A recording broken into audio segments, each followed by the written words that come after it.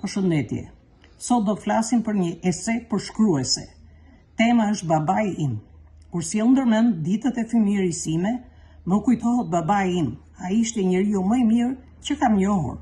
Ai ishte gjithmonë i gatshëm të dëgjonte problemet e të tjerëve. Në fakt, ai ishte njerëku im, por gjithmonë e kam konsideruar si baban tim. Babai im i vërtet vdiq kur unë isha 7 vjeç. Nëna u martu me njerëkun kur isha 8 vjeç dhe ai ka qenë njeriu që mori përsipër të më falte dashurinë dhe ngrohtësinë e një babai të vërtet. Kur e takova për herë të parë, ai ishte një burr i gjatë me flokë kaçurrel, sy ngjyrë kafe.